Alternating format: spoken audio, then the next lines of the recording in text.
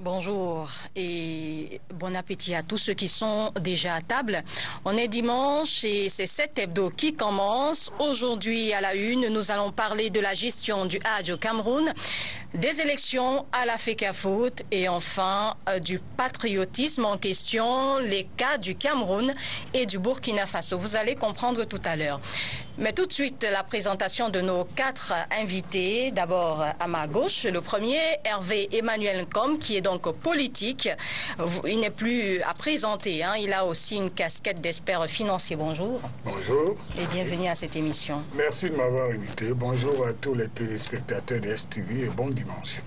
Près de vous, Nathanaël Njok, il est donc journaliste sportif. Vous avez l'habitude de le voir dans nos différentes émissions de sport, notamment la nuit du sport.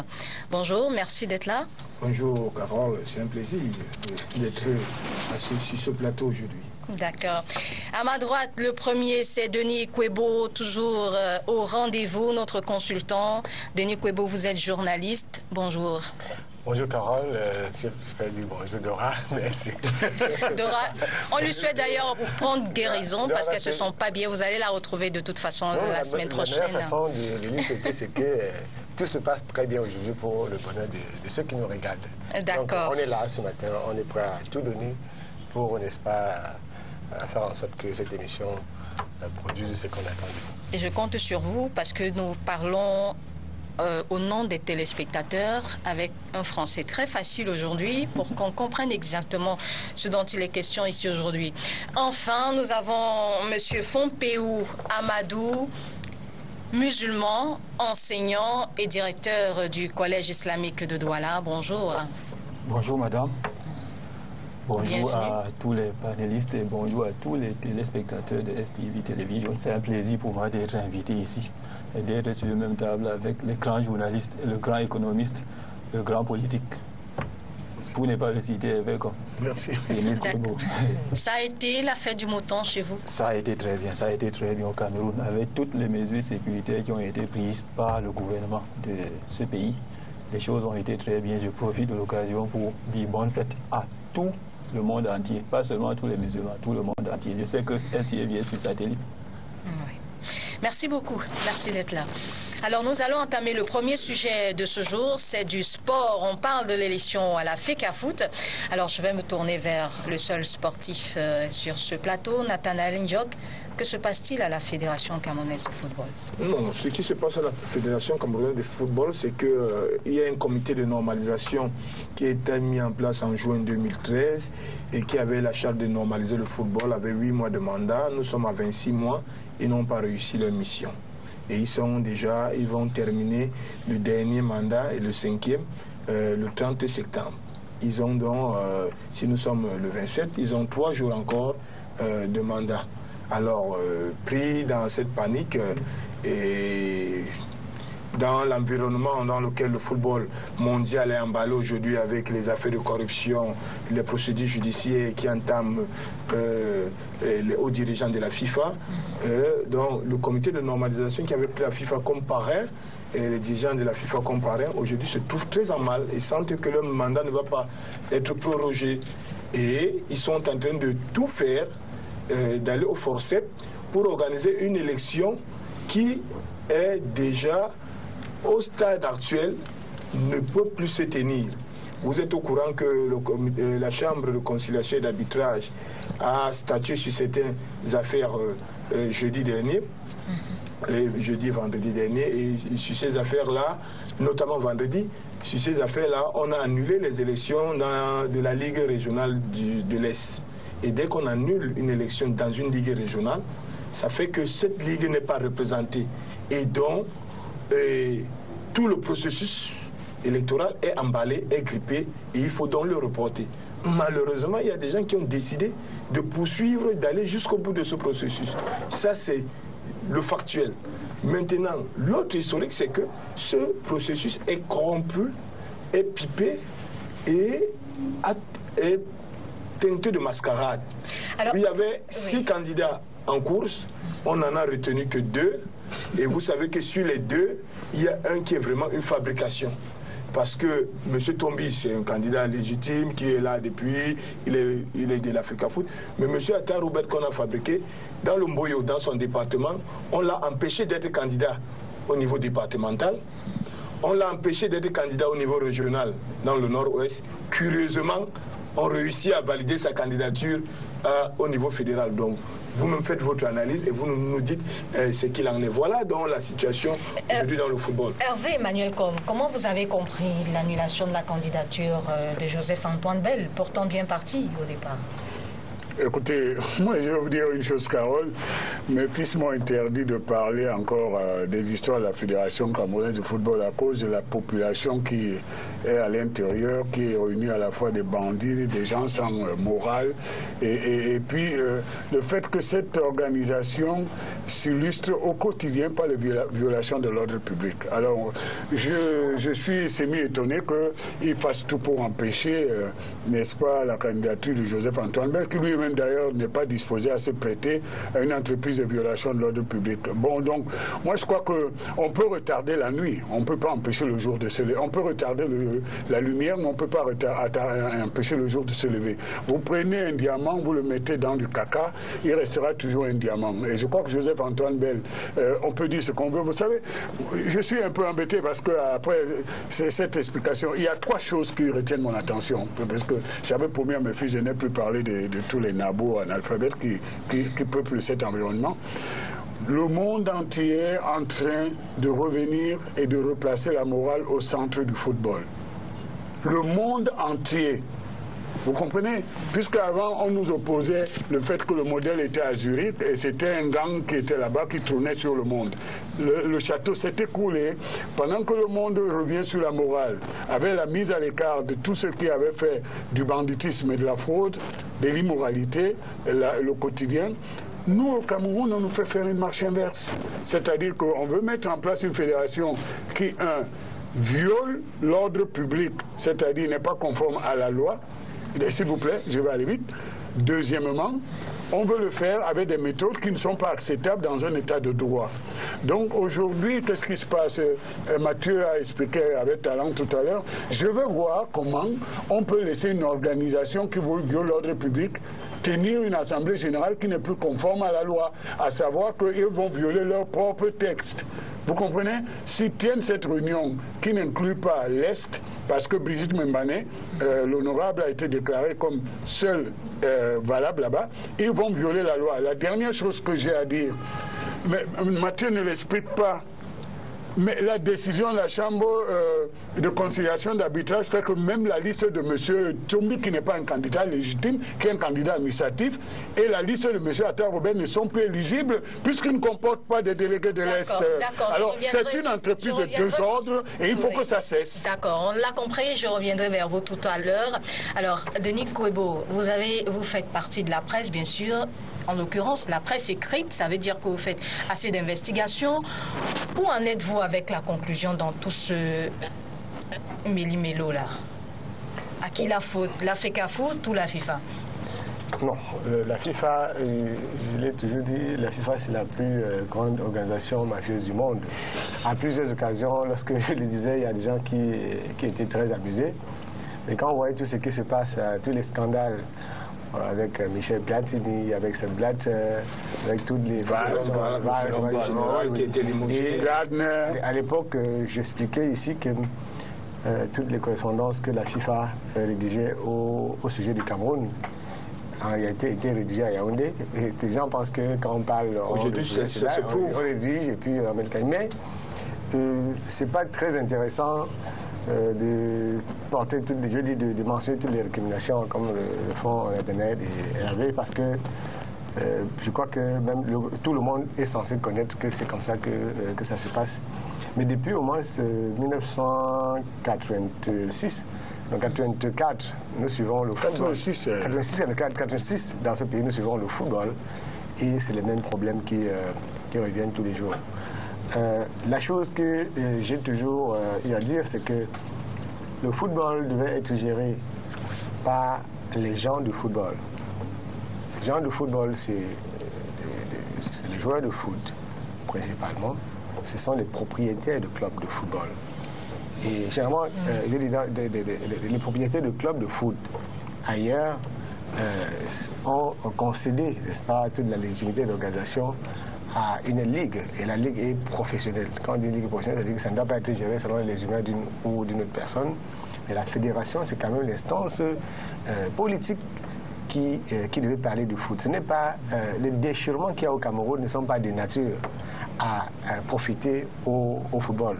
Et lorsqu'on a parlé de normalisation, tout le monde au Cameroun avait fort espoir que, sorti de là, tous les clivages qui existaient au départ allaient disparaître. Tout ce qu'on reprochait à l'Africa Foot. On avait une équipe nationale qui n'avait plus jamais rien gagné. On avait des joueurs de l'équipe nationale qui ne savaient plus chanter l'hymne national du Cameroun. On avait des footballeurs qui étaient plus des commerçants qu'autre chose. On avait tous les maux du monde et du Cameroun rassemblés autour de l'équipe nationale. Et plus de 20 mois après la normalisation, 26 mois, on se retrouve à la case départ. C'est-à-dire que rien de ce qui était mauvais au départ ne va changer. C'est-à-dire que même si, encore que même si on mettait Joseph-Antoine Bell à l'Africa Foot aujourd'hui, ça ne pourrait jamais changer parce qu'on n'a pas touché. Parce que c'est le fond, le système. Et la normalisation, c'était pas faire un arrangement pour que tout le monde se taise pour arriver à une élection. Une élection ne peut résoudre les problèmes du foot que si les questions ont été adressées seulement pendant toute cette période. Je retiens encore que vous avez dit qu'il faut laisser les professionnels gérer leur discipline, gérer l'Africa Foot. Monsieur Fompéou Amadou, vous n'êtes pas sportif, journaliste sportif, encore moins expert en question de sport, mais vous êtes fan de foot. Bien sûr. Alors, il parle de la gestion d'une entité par les professionnels du domaine. Mais on a vu, par exemple, dans l'art musical au Cameroun, on a donné la gestion des sociétés de droits d'auteur aux artistes, mais on n'est pas encore sorti de l'auberge. Comment vous comprenez ça? Bon, merci pour la question. Pour moi, je commencerai par dire que le Cameroun, c'est un état de droit. Et il faut qu'on respecte vraiment l'image de notre pays, qui nous est vraiment cher. Bon, on joue le maçon au pied du mur. Ce n'est pas parce qu'on est musicien qu'on peut bien gérer l'art musical, ou bien on est footballeur qu'on peut bien gérer le football. Mais il faut que les lois soient faites de sorte qu'on ne puisse pas entrer dans beaucoup de labyrinthes, comme c'est le cas maintenant. Actuellement, nous sommes déjà rendus à plus de 2 ans ou 3 ans de normalisation sans véritable bout du tunnel. Moi, je me dis que les choses devraient se faire de manière à ce que chacun se sente à l'aise. Imaginez un Roger Mila qui atterrit, un Eto'o-Fils qui atterrit, dit qu'il est candidat. On dit qu'il ne respecte pas les conditions. Moi, je trouve que ça ne colle pas. Pour ne pas dire que pourquoi Bell, Joseph-Antoine Bell, on dit qu'il ne respecte pas les conditions. C'est un footballeur patenté. Encore qu'à l'UEFA, vous voyez Michel Platini, je crois qu'il est président, et il est parmi ceux qui postule pour la présidence de l'instance fêtière mondiale du football, à savoir la FIFA.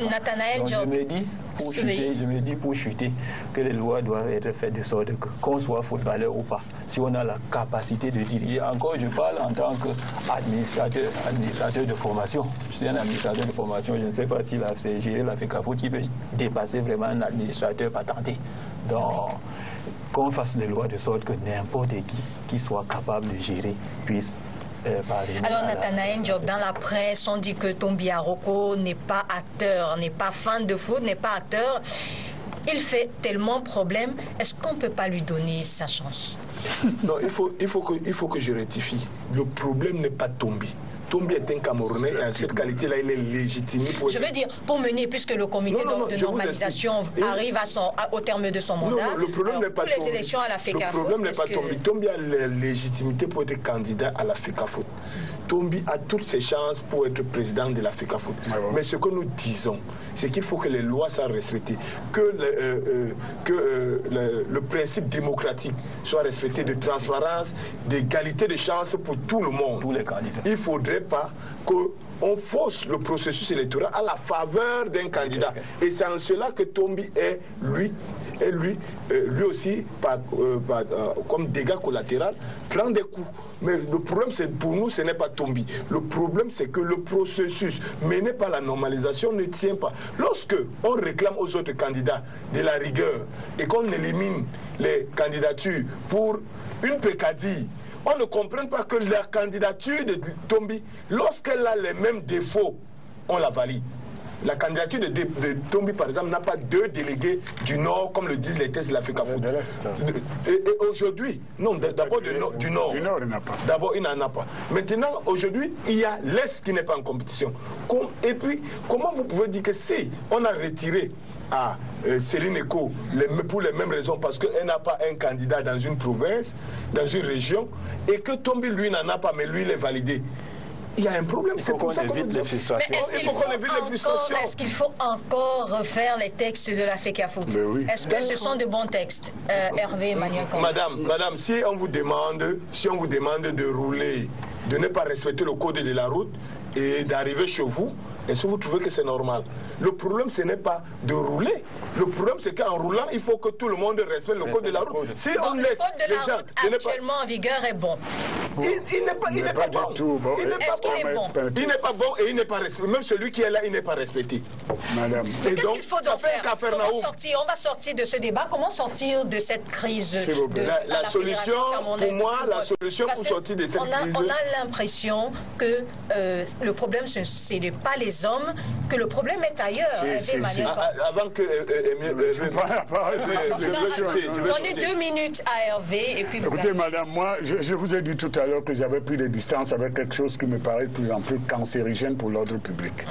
Mais il y a 2 choses que je ne peux pas rater ici.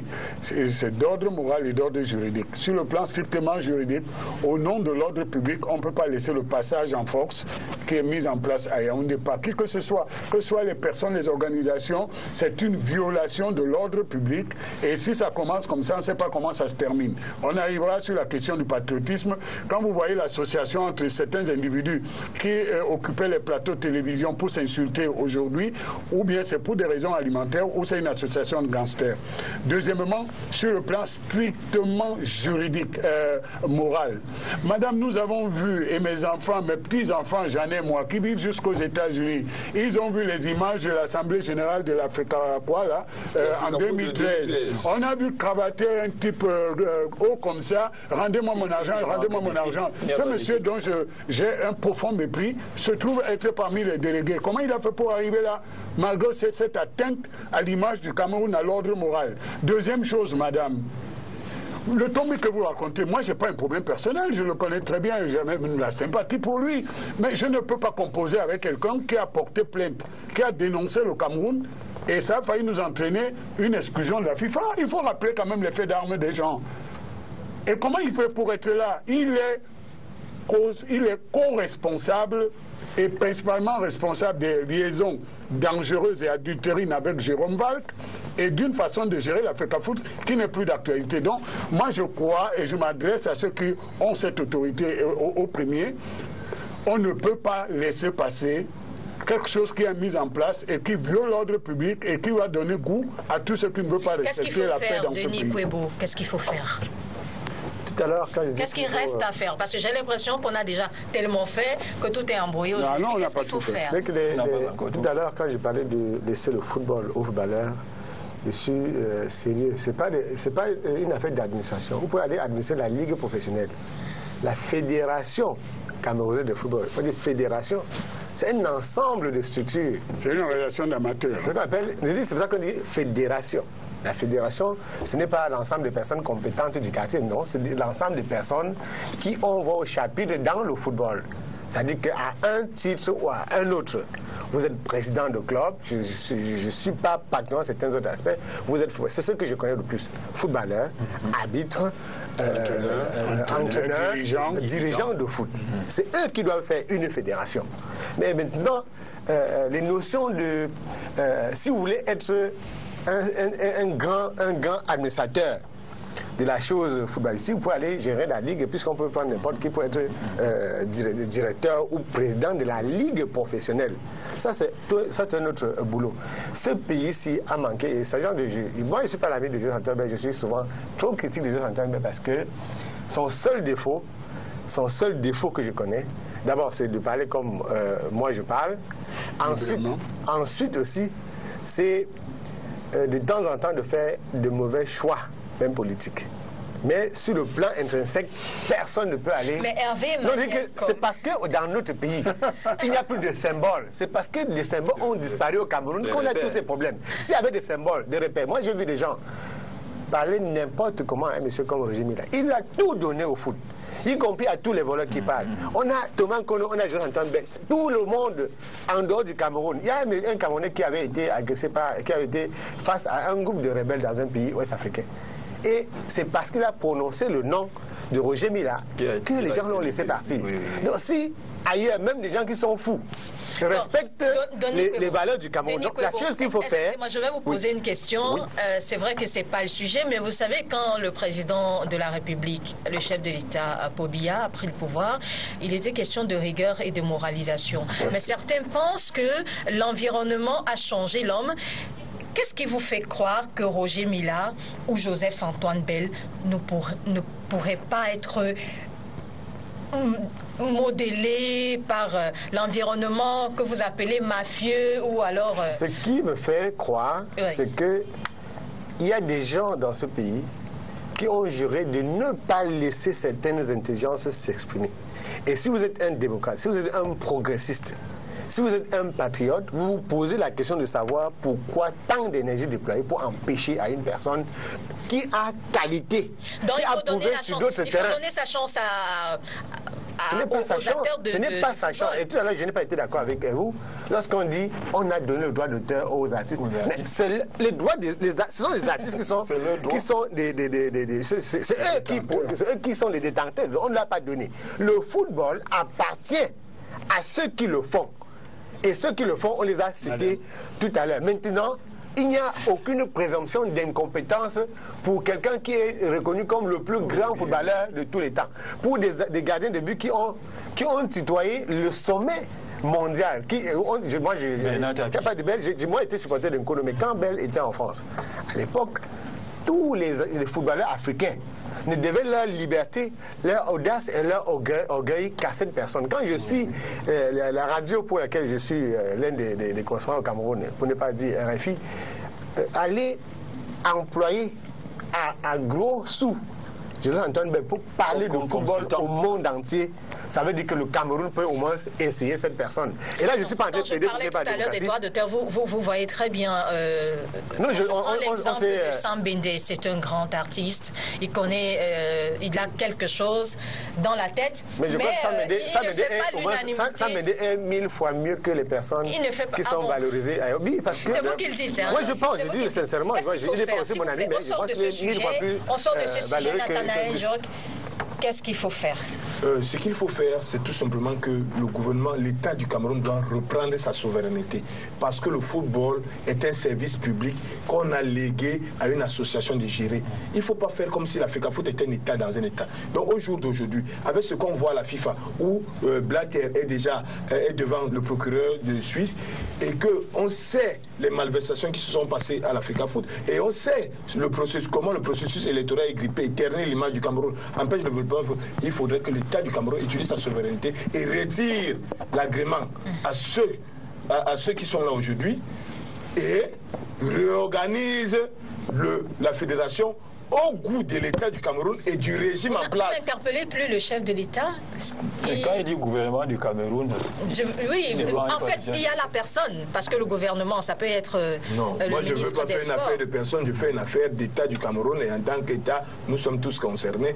Mais ceux à qui on a donné le pouvoir de l'État, que le peuple a donné le pouvoir, doivent l'utiliser pour gérer les choses du Cameroun comme nous, les Camerounais, nous souhaitons. Un dernier mot, Emmanuel. Non, moi je voulais vous dire, moi je m'intéresse aux conséquences sociales de tout comportement. Nous sommes aujourd'hui devant une situation où on ne peut pas laisser passer, parce que dans l'architecture juridique, la Chambre de conciliation et d'arbitrage, ces décisions sont exécutoires ou prononcées, n'est-ce pas? Et même les agrégés qui peuplent certaines organisations ne peuvent pas s'affranchir, n'est-ce pas, de la limitation de ces bornes-là. La deuxième chose, je crois qu'il faut mettre en place un comité, même provisoire de gestion, et changer la manière d'approcher cette question, parce que là, nous sommes vraiment dans quelque chose de scandaleux et qu'on ne peut pas léguer aux générations à venir. Dans ce pays, nous avons des hommes et des femmes intègres, des hommes et des femmes qui sont là pour l'intérêt commun.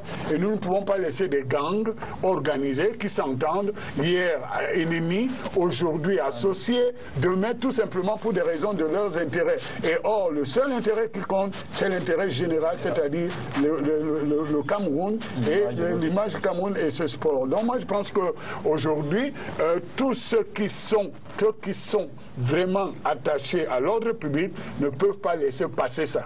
Voilà. Merci beaucoup. Si quelqu'un a un dernier mot pour qu'on...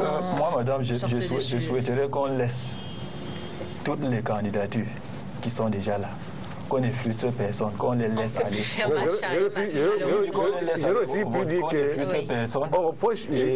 Au vote, on saura qui est qui. Oui, il faut mettre quand même le bémol que mettre à ce qu'on dit. Il y a des primes qu'on ne va pas accorder à un certain nombre de candidatures. Et tout à l'heure qu'il faut, quand on veut combattre, il faut combattre jusqu'au bout de la logique.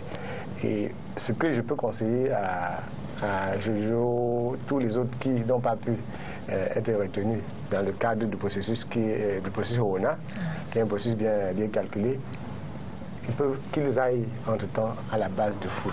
Je crois qu'il faut commencer aussi à s'approprier le football là, à la base. Il faut commencer, il faut repartir, parce que quand on regarde beaucoup de dirigeants de foot s'aligner derrière tel ou tel candidat, on se rend compte que le mal est plus profond qu'on le pense. Donc il faut mener le combat au niveau fédéral, mais il faut aussi mener... Non, lorsqu'un match je suis d'accord. est truqué, il est truqué, vous comprenez? Il y a une commission d'éthique à l'Africa Foot qui devait mettre hors jeu des personnes convaincues par challenger et à vouloir porter leur expertise au foot. Il y a une commission d'éthique à l'Africa Foot qui devait mettre hors jeu des personnes convaincues de corruption. Ce n'est pas le cas. Il y a des procédures contre des personnes, tout le monde les connaît, ce n'est plus un délit d'initié que d'en parler. Ce n'est pas le cas. Alors c'est le poula-poula, et on amène des gens qui demain peuvent se retrouver en prison. Il faut arrêter cela. Nous sommes un État sérieux, nous sommes une république, et il faut qu'on respecte l'État de droit. Je dis, tant pis pour ceux qui ont organisé cela, les décisions de la Chambre de conciliation et d'arbitrage font obstacle à la continuation de ce procédure. Il faut l'arrêter. Pour l'honneur du Cameroun. On a accordé 30 minutes à ce sujet, mais ce n'est pas assez, puisque la semaine prochaine, on va continuer à en débattre dans nos différentes émissions consacrées au football. Deuxième thème de ce jour, patriotisme en question, cas du Burkina Faso et du Cameroun. Mais d'abord, ce reportage, ça s'est passé cette semaine. Le chef de l'État primait certains hauts gradés de l'armée camerounaise. On regarde d'abord et on revient derrière. On nous fait comprendre que le reportage n'est pas encore prêt. Nous allons donc passer à ce thème, le patriotisme en question. Le dictionnaire le définit, mais ici sur ce plateau, on a l'impression avec tout ce qui se passe que ça veut dire autre chose qu'un dévouement à sa patrie. Hervé Emmanuel, comme je vous donne la parole. Non, nous sommes devant un sujet qui est générique en fait, parce que nous avons même commencé en quelque sorte par le patriotisme. Parce que dans tout ce qui nous oppose, ou bien les comportements qui sont des transgressions à l'ordre public, c'est souvent par manque ou insuffisance de patriotisme. Et aujourd'hui, avec ce qui se passe dans le monde, et surtout en Afrique, nous avons vu cette histoire au Burkina Faso, et même au Cameroun. Je ne vais pas évoquer ici des sujets qui nous ont concernés il y a 2 semaines. Nous devons nous interroger sur le degré de patriotisme des uns et des autres. Et ça doit être une base qui nous permette... Vous ne pouvez pas développer le vivre en commun, la solidarité, le sentiment d'appartenance nationale, si ce n'est pas fondé sur le patriotisme. Nos entreprises vont mal par insuffisance de patriotisme de certains des dirigeants. Les associations comme l'Africa Foot ne marchent pas parce que les gens ont substitué au patriotisme les intérêts alimentaires individuels. Vous avez des comportements individuels qui font que ce sont des comportements qui non seulement transgressent la loi, mais portent atteinte au développement, n'est-ce pas, du vivre ensemble et de la construction d'un bien-être collectif. Donc c'est un grand sujet que vous avez évoqué. Et quand vous avez un militaire qui oublie qu'il sert la République, vous comprenez, il y a un problème. Il y a un problème. Denis Kouébo, est-ce que le patriotisme peut aboutir à un coup d'État? La question serait embarrassante parce que... Quand vous prenez le cas du Burkina, ils aiment tellement leur pays qu'ils n'aimeraient pas que quelqu'un s'y agrippe comme si c'était son bien personnel. Moi, je pensais qu'au Burkina, les gens ont tellement détesté leur pays qu'ils ont décidé de remettre en question ce que le peuple avait décidé de faire. Je crois que quand Hervé parlait de...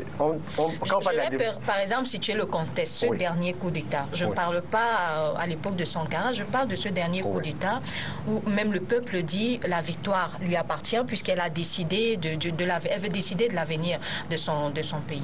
Non, je viens. Que si, pour répondre à cette question-là, on peut rentrer d'abord dans la définition pratique du patriotisme, dire en quoi est-ce qu'on peut être patriote. Allons-y. Et rapidement, on peut voir en quoi est-ce qu'on n'est pas patriote. Vous savez, il y a des Camerounais, on prend souvent des Camerounais, qui refusent de mettre un drapeau national devant leur maison, qui refusent de mettre le drapeau national dans leur véhicule et qui refusent de garder le silence 1 minute lorsqu'on chante l'hymne national de leur pays.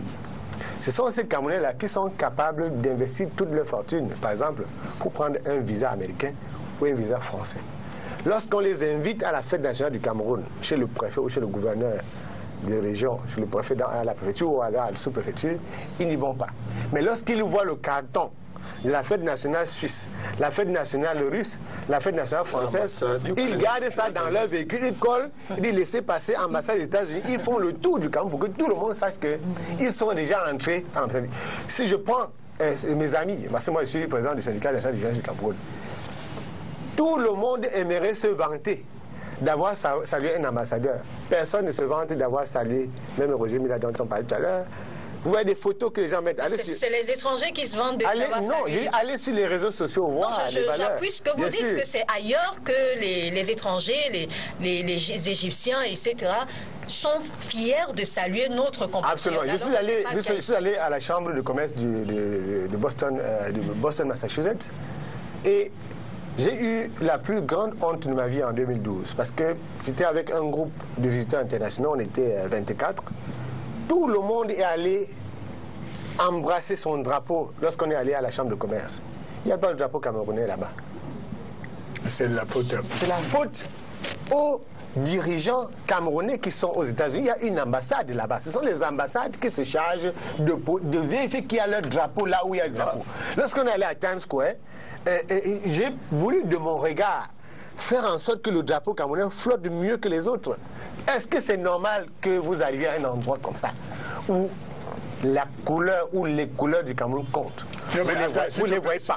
Parce que quelqu'un n'est pas patriote. S'il te plaît, définissons en français facile ce que c'est que le patriotisme. C'est le fait de faire passer la patrie avant toute chose. C'est l'attachement à une patrie. C'est le fait de faire passer l'intérêt général avant l'intérêt égoïste. C'est le fait de jurer fidélité, honneur et fidélité à sa patrie, et à son peuple. Est-ce que le patriotisme peut aboutir à un coup d'État? Je vous pose la même question. Le peuple peut s'insurger.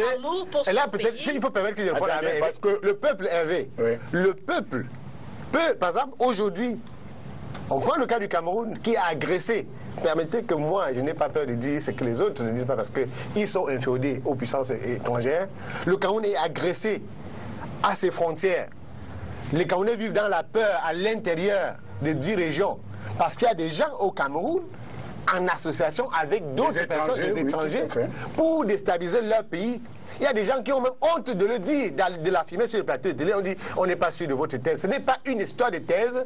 Lorsque votre pays, je vois comment est-ce que dans les mosquées à l'extrême nord, les gens viennent prier pour la sécurité du Cameroun. Des citoyens de part et d'autre de la République disent, on ne veut pas de ça. Il y a des Camerounais qui gardent malicieusement le silence face à cela.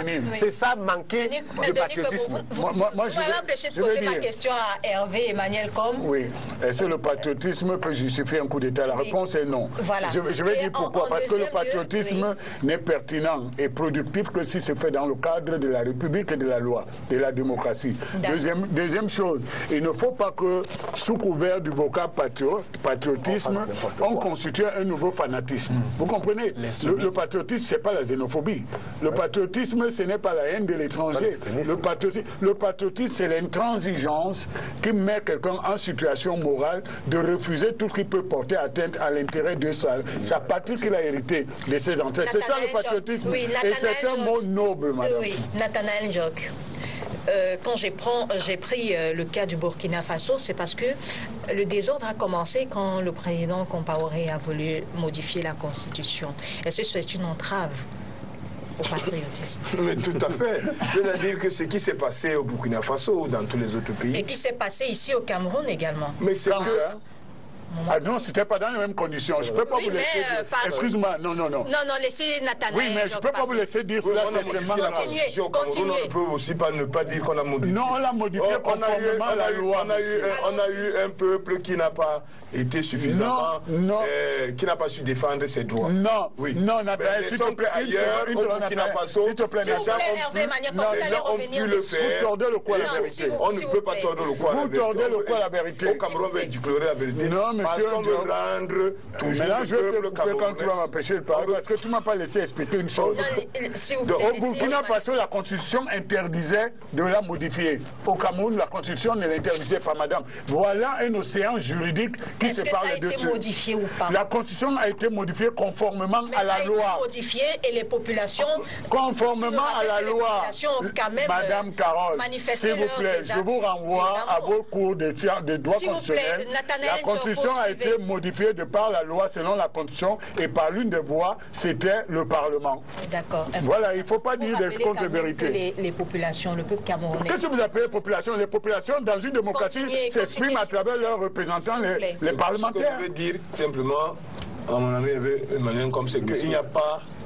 Il n'y a pas une constitution dans le monde qu'on ne peut pas modifier. Absolument. Donc, même au Cameroun, on pouvait modifier la constitution et on l'a modifiée. Et au Burkina Faso, on pouvait la modifier. Mais il y a un article que les gens ne souhaitaient pas modifier parce que les gens souhaitent voir l'alternance, souhaitent voir la transition arriver. Or, ce qui est, c'est qu'on empêche le peuple de manifester, de voir sa volonté démocratique s'exprimer.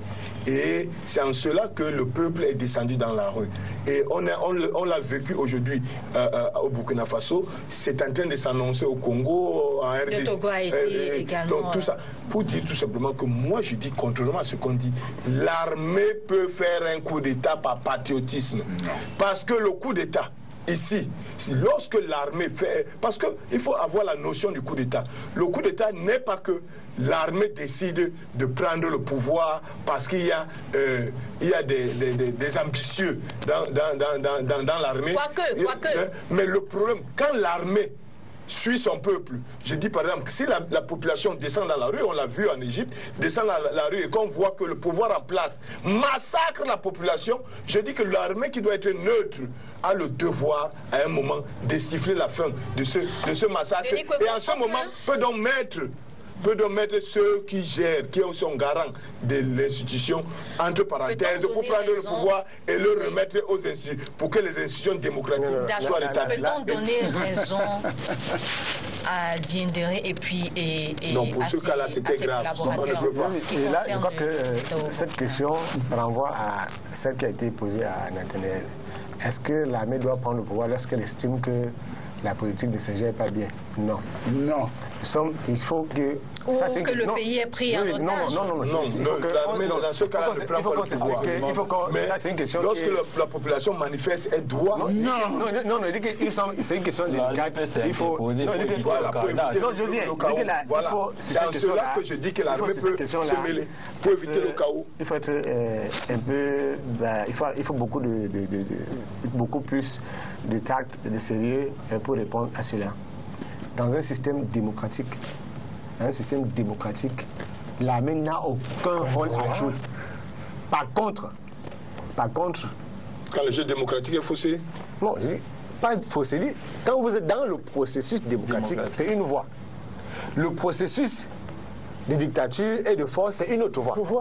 Donc si vous êtes dans une situation de dictature où une personne impose son point de vue à tous les autres, ce n'est même pas ça qu'il dit. C'est-à-dire que ça donne voix au désordre. Donc n'importe qui peut faire l'insurrection. Non, je dis n'importe qui fait ce qu'il veut parce qu'il n'y a pas de règles.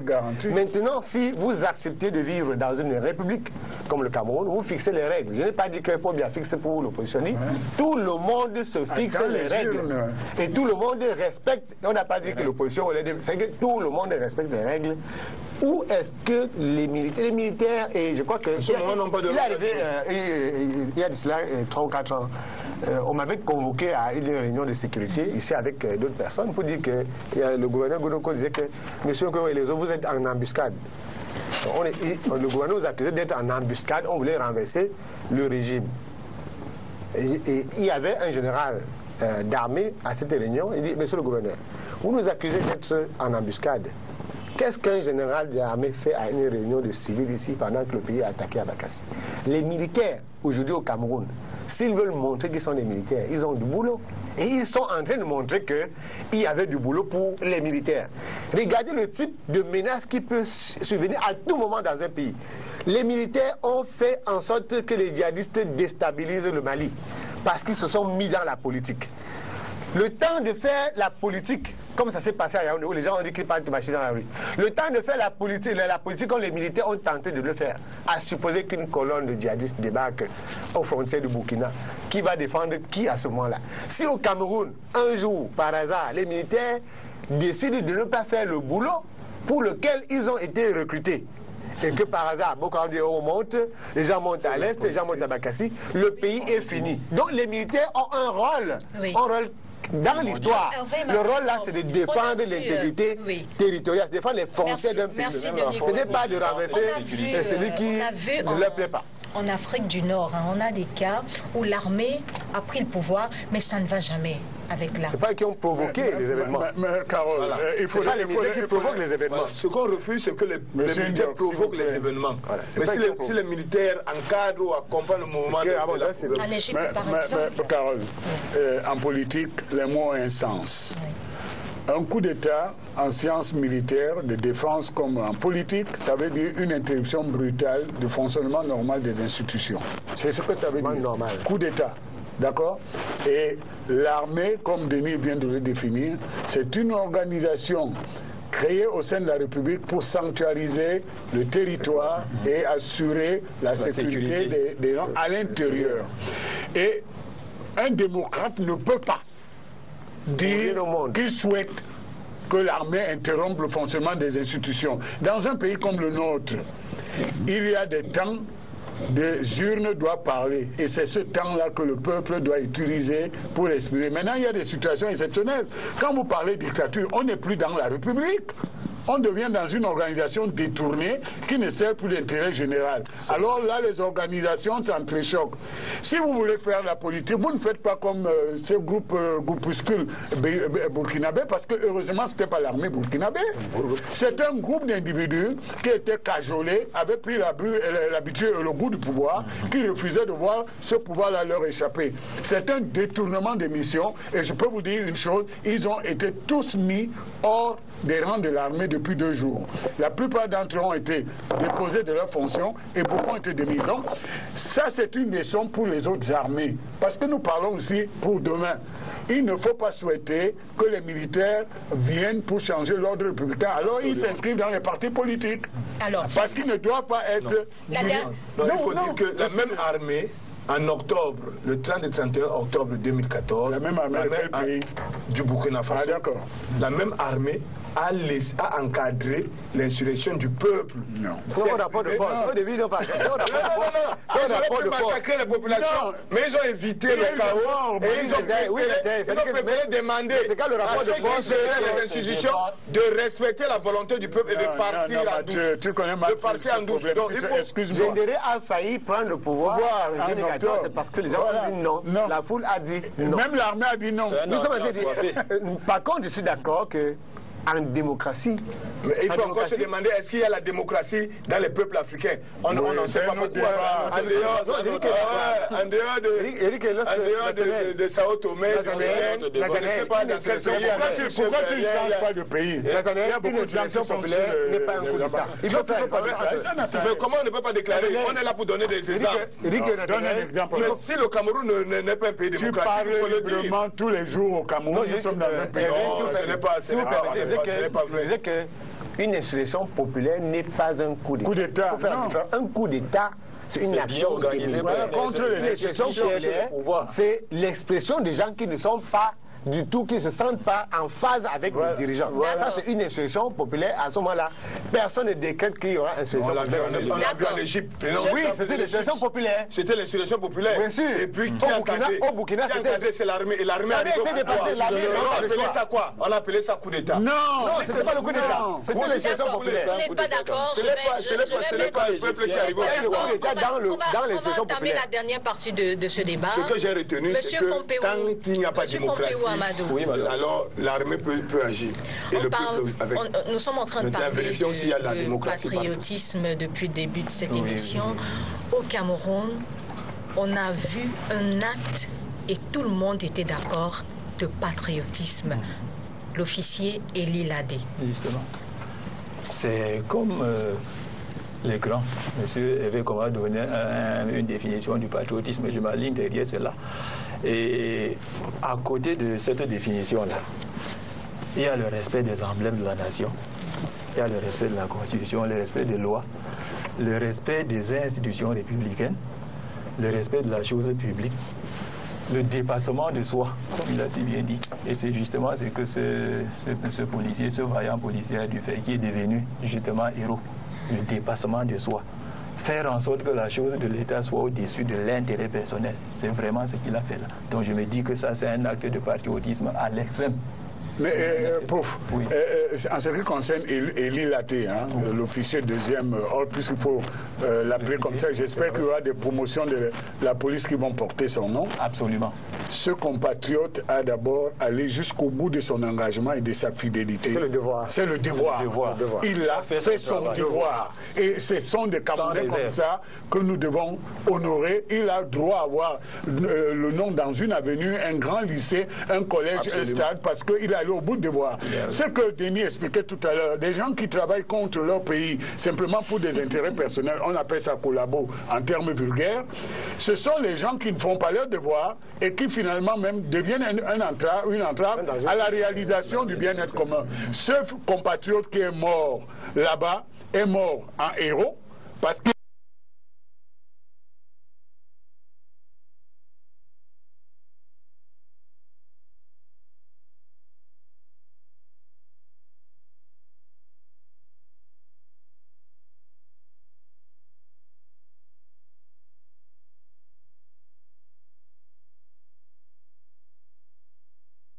L'hymne national a été créé en 1920. Parce que moi, je suis la copine de toutes les bails du Cameroun et du monde entier. Nous sommes chez vous pour vous apporter le bonheur, les informations, le divertissement, la détente qu'il faut pour démarrer une nouvelle semaine.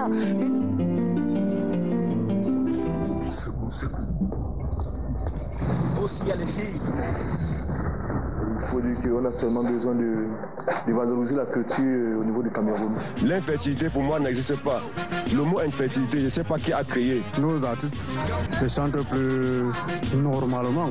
Le message n'est pas véhiculé comme il se doit. Le mariage, qu'est-ce que tu en sais?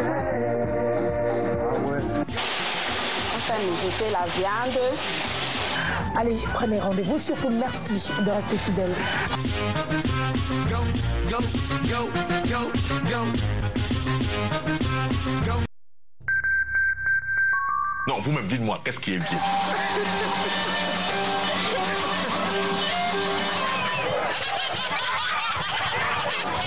You see our beautiful boys and girls. Ce qui est bien en Afrique et au Cameroun en particulier, c'est que enfin, il verse le carburant. Mais je vous dis, Kendi Koro est là pour vous. Je suis votre sénateur. Mais il n'a pas donné l'argent de ration. Je ne suis pas là dedans. Il ne t'a pas acheté le pain du 8 mars? Non. C'est quoi? Ouais, mais ouais, laisse le pain, non? Je dis que je ne suis pas là dedans. Est-ce que je ne suis pas un petit politicien?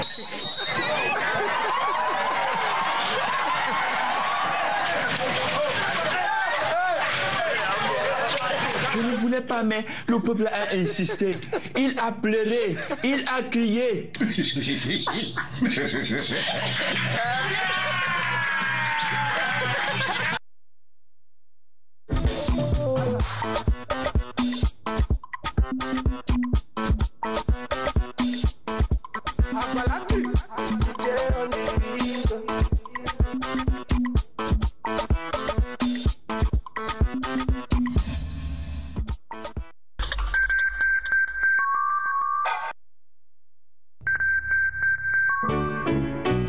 Merci de nous retrouver dans le cadre de cette émission d'Éditu. Je chante avec tous les Camerounais ce soir. Non, je ne mourrai pas, je vivrai. Bonne fête à tous les Camerounais.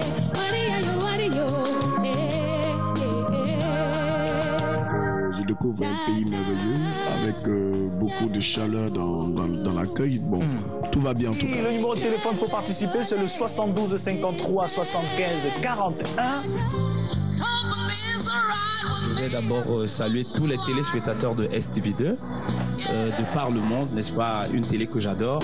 Jésus, tu es la faille. Jésus, tu es.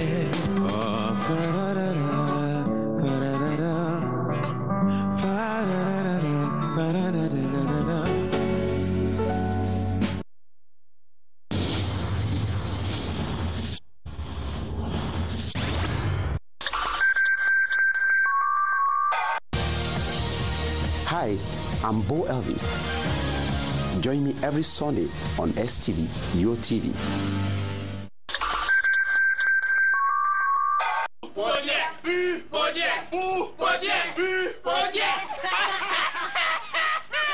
Je m'appelle John Smith. Few years ago, I was living in New York. Enfin, je vivais dans la banlieue de New York, aux United States of America. Dans la communauté que j'habitais dedans, hein, il était de tradition, chaque fois que quelqu'un est mourait, qu'on met le corps dans un cercueil qui respecte les règles relatives à la profession, au métier que le décédé exerçait dans sa vie avant de mourir. La première personne qui était morte s'appelait Reverend Peter Crack. C'était un pasteur. On lui a mis dans un cercueil qui avait la forme d'une croix, le cross de Jesus. On lui a enterré avec ça. 2 mois après, l'autre personne qui est morte s'appelait, c'était un plombier, Michael. On l'a mis dans un cercueil qui avait la forme de robinet, at the top, yes, thank you very much. Donc on a fait un cercueil sous forme de robinet, on a mis son corps dedans, et puis on a allé enterrer au cimetière. Mais quelque chose qui m'a intrigué, what intrigues me was that j'ai remarqué dans la foule quelqu'un qui, chaque fois qu'on faisait la mise en bien, il regardait le cercueil des gens et il riait. He looks at the coffin and he laughed. Ça m'a beaucoup fait quelque chose. J'ai remarqué ça, je suis resté tranquille. 2 ans après, on a perdu notre plus grand cordonnier, le shoemaker de notre localité. Il s'appelait Sir Andrea. Lui, on a mis son corps dans un gros cercueil qui avait la forme de chaussures. Yes. The coffin was like a big shoe. Yeah. On a mis son corps dedans et j'ai remarqué dans la foule le même monsieur que j'avais regardé pendant les deuils précédents qui regardait le cercueil des gens et il se mettait à rire. C'est là où je suis venu doucement près du monsieur. Je lui ai dit, Sir, please tell me, c'est quoi qui fait que quand vous regardez le cercueil des gens pendant la mise en bien, vous êtes toujours en train de regarder vous rire? C'est que je pense au genre de cercueil que lorsque je vais mourir, on va m'enterrer avec. Parce que moi-même, je suis gynécologue.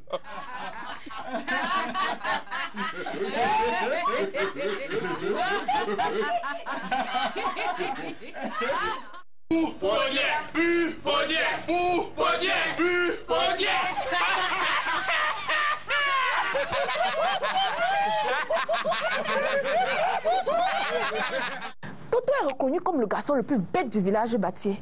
Hier après-midi, 2 hommes étaient à sa poursuite. Il court, les hommes sont derrière lui. Arrivé en bas d'un arbre, il grimpe et se cache au sommet. Les 2 hommes arrivent en bas de l'arbre. Ils cherchent Toto, ils ne voient pas. Ils cherchent Toto, ils ne voient pas. Ils cherchent Toto, ils ne voient pas. L'un dit à l'autre, ah, on se demande pourquoi. Il le connaît. Le gars est tellement bête que si on l'appelle 2 fois, il va répondre. Toto ayant entendu, se mit à rire.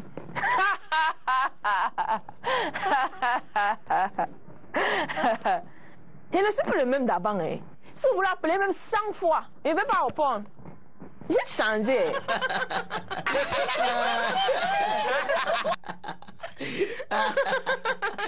La RDC, c'est un grand pays de l'Afrique centrale, avec une superficie de 2 345 409 km². Mais pour devenir président de la République, c'est facile. Ton nom doit commencer par Joseph. Le premier président s'appelait Joseph Kasavubu. Le deuxième président s'appelait Joseph Désiré Mobutu Sese Seko Kuku-Gwendu Wazabanga. Le troisième président ne s'appelait pas Joseph. On l'a assassiné et remplacé par son fils Joseph Kabila. Alors, dernièrement, Joseph Kabila voulait modifier la constitution parce qu'il n'y avait plus de Joseph au Congo. Alors, mes amis députés m'ont appelé. Je dis, mais il n'y a pas de problème, on peut importer les Joseph. Comme je suis au Cameroun, je vous propose Joseph Ona pour la normalisation et pour la candidature de la présidence de la République. Je vous propose Joseph Antoine Baird.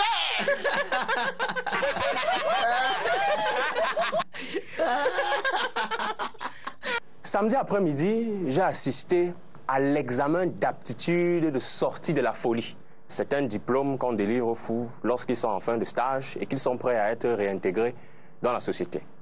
Le clinicien avec une question simple pour cet examen. Combien font 3 plus 3? Au premier fou, il demande. Combien font 3 plus 3? 5. Échoué. Suivant. Combien font 3 plus 3? 3 plus 3 font 6. Bravo. Comment avez-vous fait pour trouver la bonne réponse? J'ai trouvé la réponse parce que j'ai divisé le nombre de fous de cet hôpital par le nombre de trous de votre lit.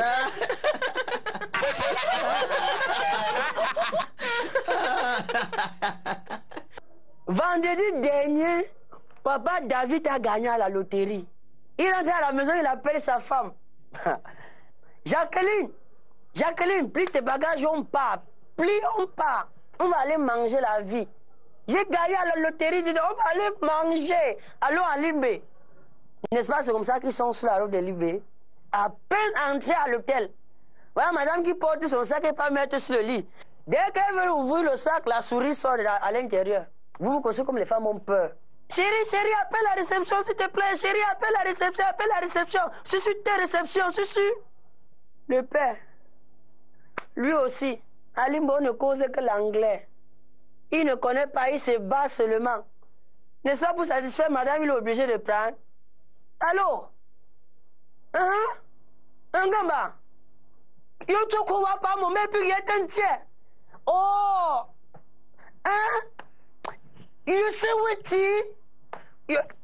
oh, my pick, you know the yami na witty.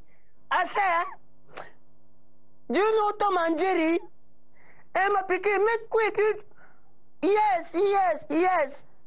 Jerry there for ya, my picky. Where? Oh, ma piquine, c'est Jerry de Foya. Make quick. Oh, mais Jerry Tale. Oh, il te Foya.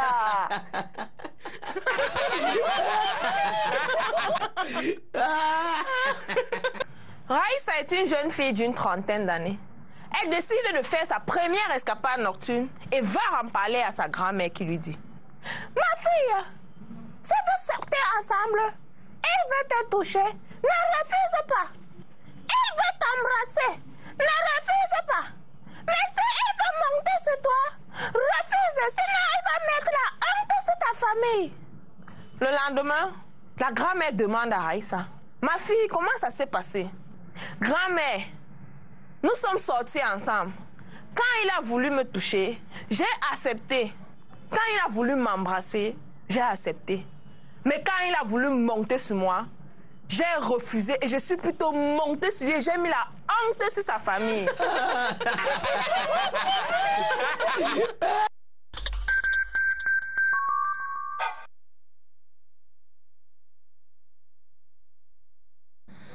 D'accord, nous sommes revenus en direct. Désolé pour cette coupure brute et brutale. Oui, Hervé Manier, comme c'est vous qui le dites, hein. Indépendante de notre volonté, bien sûr. Nous poursuivons, donc nous étions en train de parler de cet exemple de patriotisme au Cameroun. Tout à l'heure, vous avez entendu nos différents panélistes parler de non-droit au Burkina Faso. On ne fait pas de coup d'État pour justifier son patriotisme. Au Cameroun, on a eu un exemple patent, l'officier Eli Ladé. Et je redonne la parole à Hervé Manuel, comme vous étiez en train de décrire cet acte contrairement à ce qu'on voit d'habitude au Cameroun. Non, j'étais en train d'expliquer que nous avons affaire là à un compatriote qui est allé jusqu'au bout de son devoir. Parce que vous entrez dans nos forces de défense et sécurité sous la devise honneur et fidélité. Et l'héroïsme, c'est le fait d'aller jusqu'au bout de son devoir. Et le patriotisme y compris. Donc voilà quelqu'un qui a sacrifié et qui a fait don de sa personne pour protéger ses compatriotes, son territoire et d'autres. Donc on peut maintenant venir spéculer, tout ça. Ce sont des débats post-acte qui n'ont pas d'intérêt parce que l'armée est organisée autour de certaines règles. On ne tire pas comme ça dans notre armée. Notre armée n'est pas une armée mexicaine. On tire, on reçoit d'autres, il y a des consignes de sécurité. Il y a des moments où bon, il peut y avoir une violation de consignes. Par exemple, si vous transportez un blessé non identifié, vous l'amenez dans la caserne et il se trouve que ce blessé était porteur d'explosifs. Là, c'est une violation de consigne. Mais ce n'était pas le cas. Et lui, Ladé, est allé jusqu'au bout de son devoir en faisant en sorte que le désastre ne touche pas le maximum de ses compatriotes et Camerounais. C'est un patriote. Oui, mais nous sommes formés pour ça. Des compatriotes sont formés pour ça. Vous vous rappelez les cours à l'école primaire, on nous parlait de citoyenneté. Vous avez encore cette cours, il n'y a plus de morale à l'école. J'ai encore mes cahiers. Est-ce que cet acte de bravoure a été valablement récompensé par le chef de l'État? Est-ce qu'il fallait attendre Eli Ladé? Est-ce qu'on ne parle pas de citoyenneté, de patriotisme? Ça fait partie de notre devise quand même. Bon, je crois qu'on n'a pas attendu Eli Ladé, c'était une coïncidence, puisque derrière, c'était un mouvement qui a permis de récompenser plusieurs policiers et la cérémonie s'est passée dans le nord-ouest. Mais il faut dire qu'en avril, déjà, le chef de l'État avait pris un décret pour récompenser toujours des forces armées, 408 forces armées qui avaient fait preuve de bravoure. Je veux tout simplement dire... Le commissaire Pan-Locray a été assassiné en Centrafrique. Officier principal est devenu commissaire. Le président... Je veux pas citer, j'ai des membres de famille qui ont sacrifié leur vie sur les frontières parce que devant une colonne, ils ont affronté la colonne, ils ont éliminé une dizaine, mais après ils ont pris une balle, ils sont morts. Donc nous tous, nous avons perdu des membres de famille. Je veux tout simplement dire que des actes, des récompenses comme ça, comme l'a dit Kwebo, c'est venu à juste titre et à point nommé. Le problème, c'est que très souvent, ces récompenses-là arrivent tardivement. Pour une fois, c'est arrivé à temps et nous souhaitons que chaque fois, le chef de l'État le fasse. Il sauve. D'accord. Le brave officier n'a pas travaillé seulement pour lui, pour sa famille. S'il avait un seul instant pensé à sa famille, il n'aurait probablement pas posé cet acte-là. Et ce qui est très intéressant dans cette affaire, c'est que un acte comme celui-là interroge la conscience des Camerounais. Et j'ai assisté à un culte, je ne suis pas chrétien, mais j'assiste au culte. Et le pasteur disait que est-ce que nous sommes capables, aujourd'hui, je vais le paraphraser en ramenant à cette situation, si c'était moi, Denis Pebo, face à ce kamikaze, qu'aurais-je fait? J'aurais sauté sur le kamikaze. Il faut que les Camerounais s'arrêtent 30 secondes aujourd'hui ou demain pour dire si j'étais là, qu'est-ce que j'aurais fait? Je sais qu'il y a beaucoup de personnes au Cameroun qui auraient laissé faire parce qu'il y a des discussions, il y a des Camerounais, il y a des Camerounais qui sont contents, il y a des Camerounais et chaque jour, il y a des Camerounais qui aimeraient que le pont sur le Vouri, par exemple, tombe comme ça. Bia va bien voir. Or, Bia ne va pas traverser le pont sur le Vouri. Un jour, il peut venir en hélico. Chaque fois, il y a des gens qui pensent que c'est un malheur, ça bat sur leur pays. Si on fait un bilan de 100 morts dessus d'attentats, ils sont comme voilà l'échec du régime. Le régime, ça n'a rien à voir avec le régime à ce moment-là parce qu'il s'agit de nos compatriotes qui sont menacés. Ça veut dire que j'ajoute pour dire qu'il faut que les Camerounais cessent de céder à la résignation. Parce que c'est la résignation qui fait que, bon, laissons faire, le Cameroun est comme ça. Vous pensez que vous vous battez, ça ne va rien changer. Il faut rapidement des discours de résignation ne peut pas nous aider à avoir un comportement patriote. Certains d'entre vous ont même ouvert des réseaux qui sont intitulés Le Cameroun, c'est le Cameroun, ça veut tout dire. Ça, c'est un très bon réseau. Hein. Oui, en fait, c'est un adage qui est devenu, quand on veut expliquer des situations incompréhensibles. Mais le Cameroun, vous savez, il est arrivé dans des pays africains et même des pays occidentaux que des gens fuient parce qu'ils ont vu le danger. Mais nous avons la preuve aujourd'hui. Moi, je suis très fier d'être Camerounais parce qu'il dit toujours que nous sommes un très grand pays. Nous avons l'exemple d'un citoyen du Cameroun qui n'a pas pensé à lui, à sa famille, à ses biens pour aller affronter la mort. Et il faut que on enseigne cela.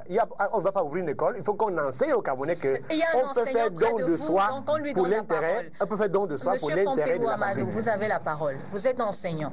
Bon, en ma qualité d'enseignant, je dirais que le programme éducatif camerounais prévoit tout ça. C'est-à-dire, encore, vous avez parlé tantôt de la morale à l'école primaire. Je rappelle qu'au secondaire, il y a encore ce qu'on appelle éducation à la citoyenneté, à la morale. Mais il faut seulement que les enfants appliquent. Ce ne sont pas les cours qui manquent. Il faut seulement que nous tous, nous sachions que si on est enseignant, qu'on se sacrifie dans cet enseignement-là. Mais le drame, c'est que dans les cours aujourd'hui, on bûche pour passer. Ça n'entre plus dans la peau. Mais avec la nouvelle pédagogie qui est en vigueur maintenant, appelée approche pédagogie par compétence, les dons devraient vraiment changer.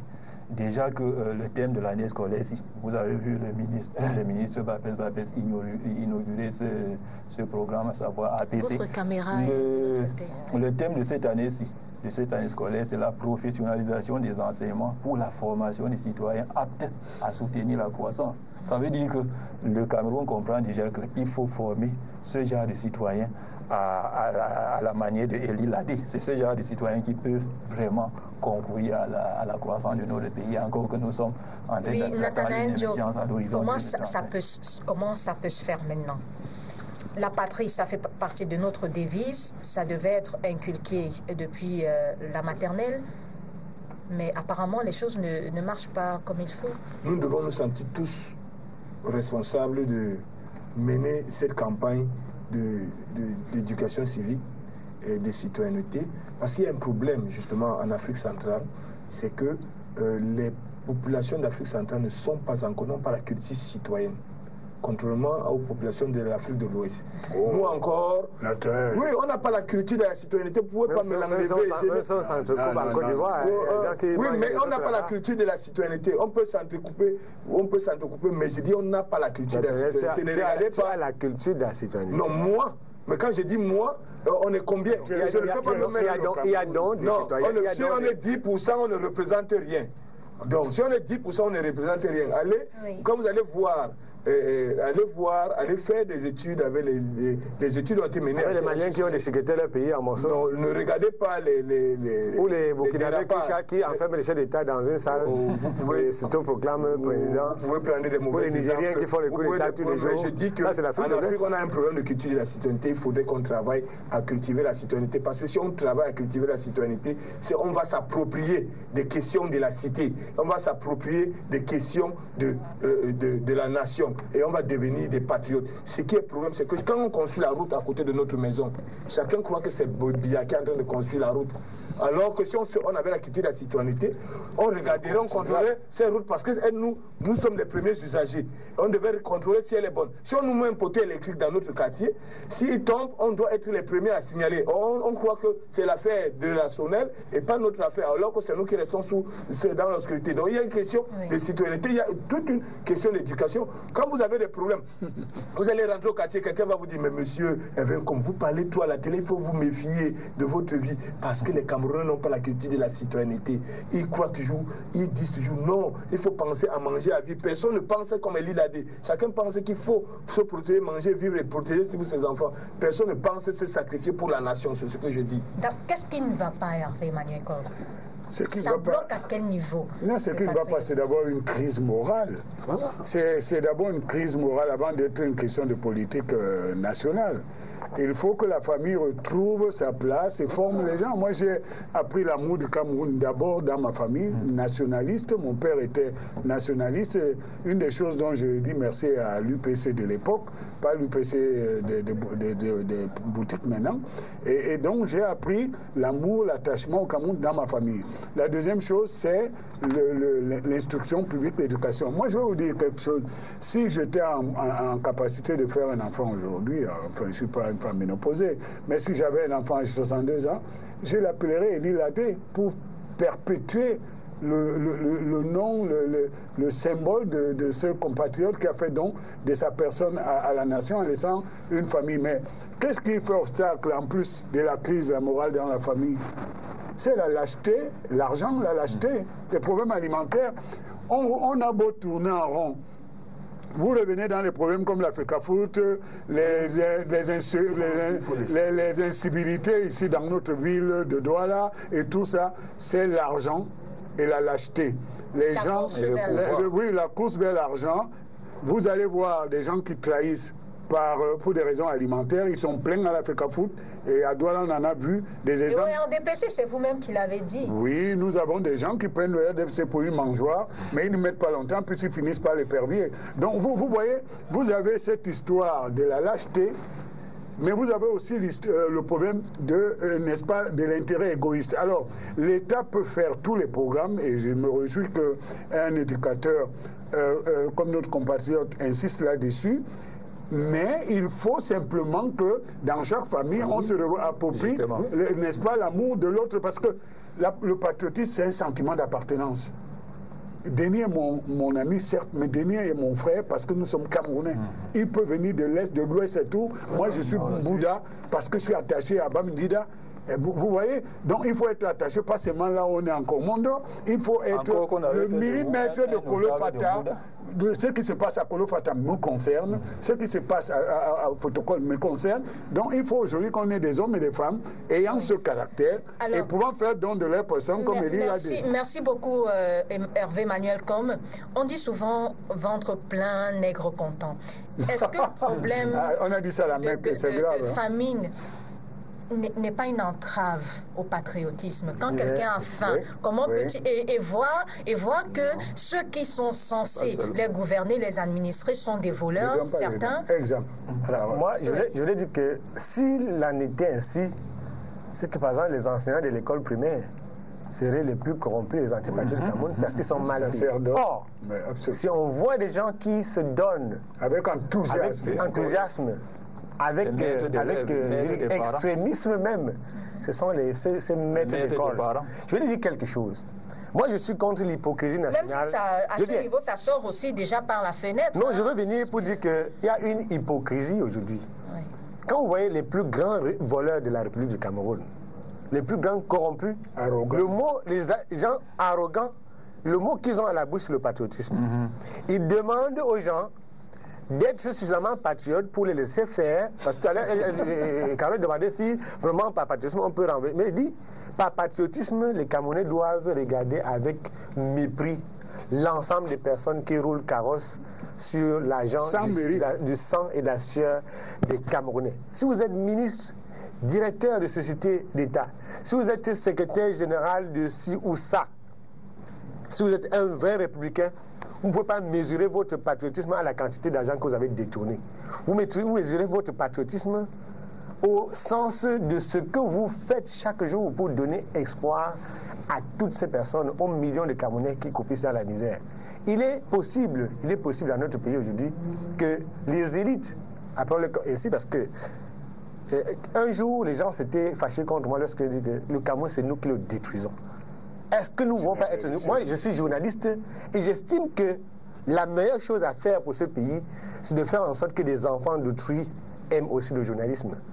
Mais si vous êtes un journaliste corrompu, si vous êtes un journaliste qui tord le cou à la vérité, vous n'allez pas susciter des vocations, vous n'allez pas donner espoir aux jeunes qui rentrent même dans ces métiers. On sort de ce sujet parce les élites du Cameroun, doivent faire en sorte que les Camerounais qui viennent aujourd'hui pensent qu'un Cameroun meilleur, un Cameroun nouveau est possible. Et ça, il faut qu'on commence par nous. Il faut être patriote d'abord à commencer par soi. Monsieur Fompéou Amadou, vous êtes enseignant et puis directeur de l'école islamique de Douala. Les messages lors de la fête de la Tabaski, la fête du mouton, c'était la culture de la paix et de l'amour. Est-ce que c'est pas ça la base du patriotisme? Bien sûr, je l'ai dit tantôt, on ne peut pas être patriote sans aimer son pays, sans aimer les emblèmes de la nation, sans aimer même les couleurs nationales, sans aimer le bien public. On ne peut pas. Ça, ce sont les points satellites du patriotisme, au-delà de ce surpassé.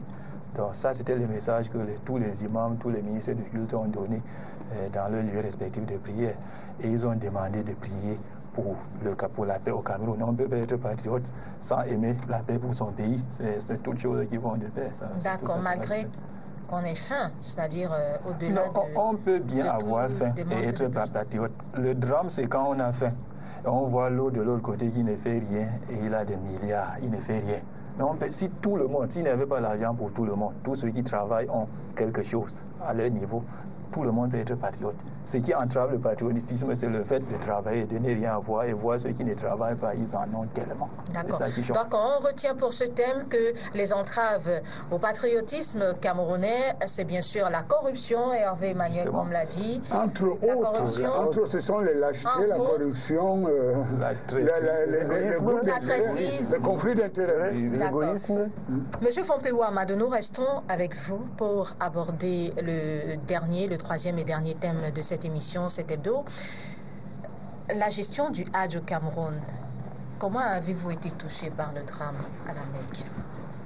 Bon, nous tous, musulmans comme chrétiens, nous tous, nous sommes consternés, nous avons été consternés quand on a appris que, je crois, plus de 750 personnes sont mortes en Arabie Saoudite. Je crois que c'était le jour même de la fête du sacrifice, plus de 750. Et parmi ces 750, officiellement, il me semble qu'on a 21 Camerounais qui sont décédés. Oui, selon le MINAT. Selon le MINAT, et peut-être 75 blessés. Nous tous, nous plions devant la mémoire de tous ces compatriotes-là. Mais qu'à cela ne tienne, je peux me féliciter de la manière dont le Cameroun, pour le moment, gère ce dossier-là. Ça se passe comment? Il y a un comité, une commission du Hadj au Cameroun, coiffé par le MINAT comme président, et le vice-président, c'est le ministre délégué auprès du ministère des Relations extérieures chargé du monde islamique, M. Adoum Karoum, oui, voilà le vice-président. Et les membres il y a des membres nommés, les membres élus. Il y a une commission du Hadj. De l'autre côté, il y a les gens qui ont reçu de l'agrément pour chercher, puisque nous sommes dans un état de droit, tous ceux qui aimeraient travailler dans ce sens, s'ils reçoivent de l'agrément du MINAT, ils peuvent le faire. Bon, voilà comment ça commence. Et au-delà de cela, quand ils ont déjà les pèlerins, ils prennent un peu de temps pour éduquer ces pèlerins-là, sur le plan théologique et sur le plan géographique, même en Arabie Saoudite, parce qu'il y a un problème de géographie là-bas qu'il faut maîtriser avant de pouvoir vraiment faire le Hadj. Voilà comment ça se passe. Et de l'autre côté, c'est que les Camerounais aimeraient. Comme c'est le culte, le Hajj c'est le 5e pilier de l'islam, c'est le culte. Et il faut pouvoir associer les associations reconnues légalement dans la gestion de ce Hajj-là. Oui. Alors, vous pensez que le Hajj est bien géré au Cameroun? Parce qu'avant le départ, il y a déjà tellement de problèmes à l'arrivée, tellement de problèmes de logement de ces pèlerins-là. Est-ce que vous pensez... Carole, moi j'ai un gros problème. Je vais parler franchement, en plus c'est un dimanche. Moi, je suis un citoyen d'un État laïque. Et je pense que la foi de chacun est un engagement personnel et privé. Bon, c'est vrai que ça prend des proportions qui peuvent amener l'État à s'y intéresser afin de mettre fin à toute tentative d'escroquerie, voilà, que ça ne porte pas atteinte à l'ordre public. Mais je n'aime pas lorsqu'on voudrait gérer d'une façon publique administrative quelque chose qui relève de la foi du privé. Alors, quand nous avons aussi les pèlerins qui vont à Jérusalem ici, ou qui font la tournée, qui vont à Lourdes ou à Rome, pour ceux qui vont là-bas, moi je ne fais aucune tournée, je suis presbytérien. Est-ce qu'ils sont accompagnés par l'administration jusque dans la visite du Vatican? Attendez. Mais les autres sont aussi nombreux, ce n'est pas parce qu'ils ne sont pas dans des organisations. Donc pour revenir, vous me posez la question, est-ce que c'est bien géré? Jusque-là, oui. Mais nous avons affaire à des États souverains. Il faut savoir que l'Arabie saoudite est un royaume souverain et que vous ne pouvez pas vous rendre à la Mecque si vous n'êtes pas musulman. Donc notre pouvoir laïque s'arrête aux portes de la Mecque. Vous comprenez? Et ce qui fait quoi? Ce qui fait que cette histoire finalement ne doit concerner que les musulmans. Et ça veut donc dire... Non, laissez-moi aller jusqu'au bout, s'il vous plaît, pauvre.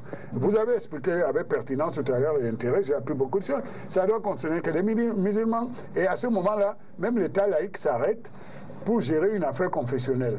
Donc, moi, je pense que jusque-là, comme le professeur nous a expliqué, il faut souhaiter que ça se passe toujours dans l'ordre public et prévenir qu'aucune organisation ou un individu ne vienne troubler cette organisation. Je déplore la mort de nos compatriotes qui allaient pour vénérer leur Dieu, n'est-ce pas, Allah, et que là-bas, ils ont été victimes d'une situation qu'on n'avait pas prévue. Personne ne peut dire que c'est de la faute à tel.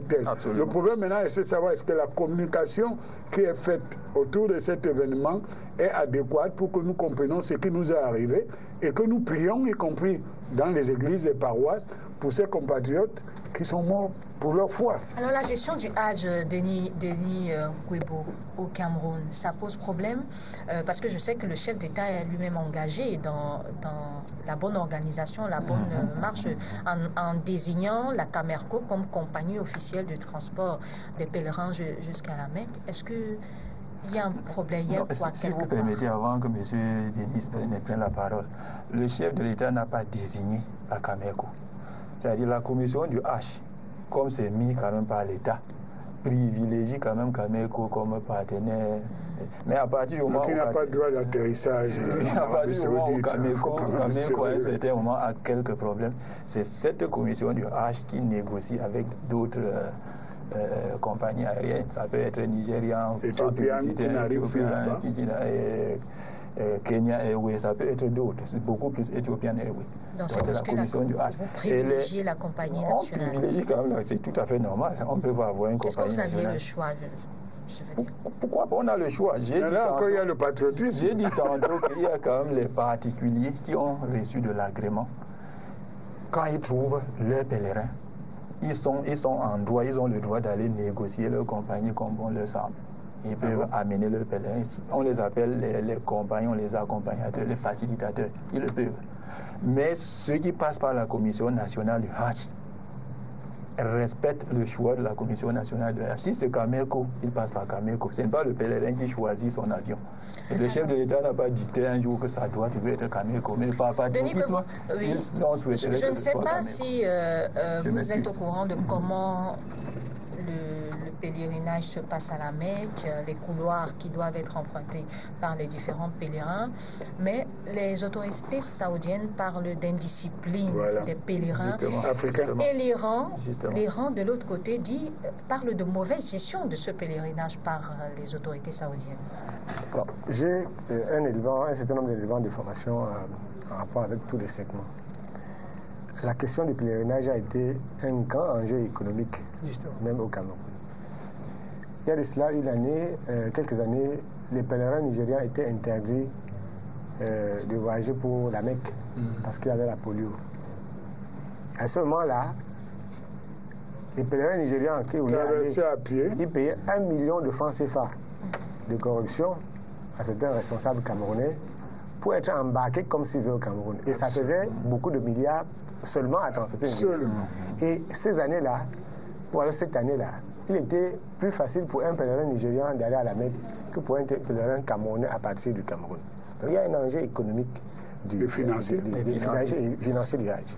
Et j'ai suivi un éminent expert sur RFI ce matin qui disait que le minimum, la moyenne qu'un pèlerin dépense pour la Mecque, c'est à peu près 8 000 euros.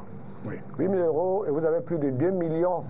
Vous avez plus de 2 millions de pèlerins, ça fait 8 000 euros fois 2 millions. Vous voyez la manne qui tombe. C'est une importante manne. Et comme j'avais dit tout à l'heure, ce sont ces enjeux économiques et financiers-là qui font que les gens interviennent, y compris l'État du Cameroun. Qui est ce grand... L'État du Cameroun, pour moi, l'État du Cameroun n'a pas à s'impliquer aussi brutalement dans la gestion du Hajj. C'est parce qu'il y a des éléments financiers en filigrane que l'État a. Parce que je crois que le monde musulman est suffisamment organisé, le culte est suffisamment organisé ici au Cameroun pour que ça se passe comme les pèlerins chrétiens aussi qui vont et sur la place, donc il faut que les États, parce que vous avez vu comment l'Iran a été très offensif, il faut poser des questions à l'Arabie saoudite, surtout quand on voit comment ça mène. Vous savez que les princes saoudiens sont des gens qui brassent beaucoup d'argent. Et cet argent-là, on l'a démontré à l'heure, ça vient quand même de 8 000 fois 2 millions de pèlerins qui partent chaque année, sans compter les pèlerins qui vont en dehors de la période même du Hajj. Autre chose, on a mentionné les pèlerins de luxe. C'est délicat de parler de la foi des autres, mais selon ceux qui connaissent bien l'islam, on n'est pas obligé d'aller tous les jours et tous les ans à la Mecque. Absolument. Il se trouve maintenant qu'il y a une surpopulation à la Mecque au moment du Hajj parce qu'il y a des pèlerins de prestige. Et il y en a qui ne vont plus là-bas maintenant parce qu'ils vont accomplir un acte de foi, mais parce qu'ils vont accomplir un acte de luxe, un acte de prestige. Et ce qui empêche aux fidèles qui sont de toute bonne foi et qui voudraient aller communier avec leur Dieu, d'avoir plus d'espace à la Mecque. Quoique on pouvait aussi commencer à dire que la priorité dans ces voyages à la Mecque devait être accordée à celui qui n'a pas encore accompli l'un des 5 piliers de l'islam. Il faut que la validité... en charge de ça, de ce recensement? Si par exemple, les États devaient intervenir, par exemple, ce serait, ou alors, quel que soit le comité qui est chargé de cela, c'est de dire que c'est à 1000 pèlerins camerounais qui devaient aller. La priorité, même quand des avions manquent, la priorité, c'est à celui qui n'a jamais effectué le pèlerinage. Mais aujourd'hui, c'est à qui a beaucoup d'argent qui y va. Parle de cet intérêt, ces enjeux économiques, financiers. Est-ce que l'État ne devrait pas s'impliquer? Contrairement, c'est pas que je suis pas d'accord avec Hervé Emmanuel comme Denis Kobo, mais que l'État s'implique parce que au vu du drame qui s'est passé, les représentations diplomatiques du Cameroun de ce côté-là s'impliquent. Ça veut dire que l'État, il devrait rendre un compte à l'État camerounais, d'où son implication obligatoire. Je dis que le pèlerinage à la Mecque, au-delà du fait que ça fait partie des piliers de l'islam, est devenu, comme il a dit, un enjeu économique, mais aussi un enjeu diplomatique. Et en cela, les États ont intérêt à se mêler.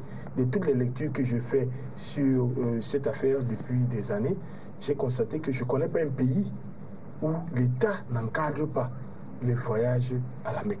Même en France, l'État veille et encadre ces voyages-là. Encadre? Oui, et au Cameroun aussi, c'est la même chose. L'État veille et encadre. Donc, ce n'est pas l'État qui finance, ce n'est pas l'État qui subventionne. Non, il est arrivé. Moi, je suis pour que la Commission nationale du Hajj travaille. C'est vrai que créée en 2003, elle a connu beaucoup de dérapages. Il y a seulement 2 ans qu'on en prend moins de scandales dans cette gestion. Simplement, mon problème, là où je collabore avec eux, c'est que chez nous, on fait comme si l'enjeu économique a prévalu sur ceux qui gèrent cette affaire, qu'on ne voit plus l'intérêt diplomatique. Quand on va perdre 21 personnes, c'est un problème, même si pour les musulmans, ils préfèrent mourir à la Mecque. Sans compter les disparus, qu'on n'a pas encore. Mais c'est pas qu'ils se donnent la mort. Non, ils préfèrent mourir pendant le pèlerinage, n'importe quel moment. C'est un suicide. Non, je n'ai pas dit que c'est un suicide. J'ai dit qu'eux-mêmes ne vont pas se suicider parce qu'on voit des gens vraiment grabatés, même dont l'état de santé ne permet pas d'y aller, qui forcent d'y aller parce qu'ils doivent faire ce pilier-là. Et on devrait l'encadrer. Moi, j'ai vu que dans les pays islamiques comme au Maghreb, on encadre ça. Il y a 2 ans et l'année dernière, il y a une dernier mot. Il y a une maladie, il y a une épidémie qui a secoué la Mecque qui s'appellerait le coronavirus. Et dans d'autres États, on a interdit, on a même limité le nombre de personnes. Au Cameroun, on ne prend pas des mesures comme cela. Donc il ne faut pas qu'on ouvre les vannes au voyage. La péninsule arabique donne des indications aux États. Comment est-ce que... Voilà.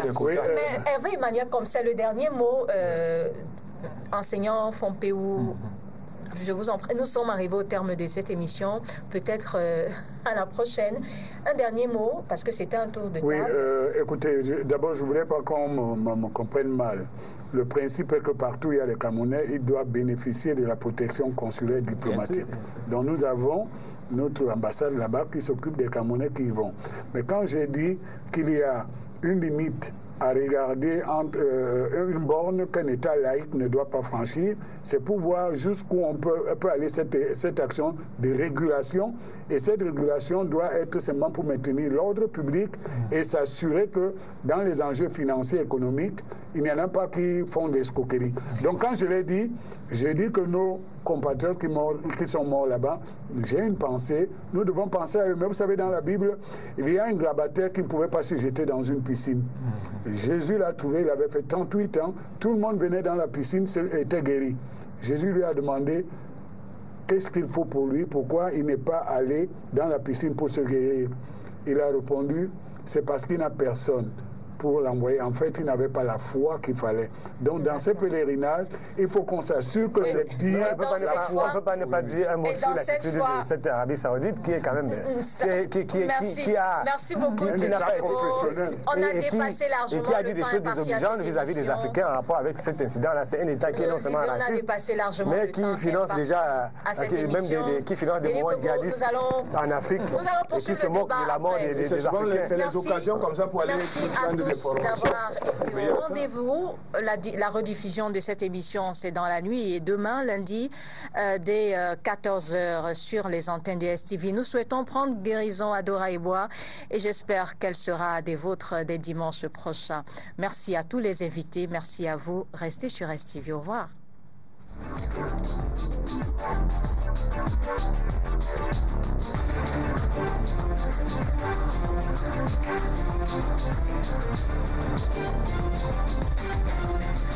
Thank you.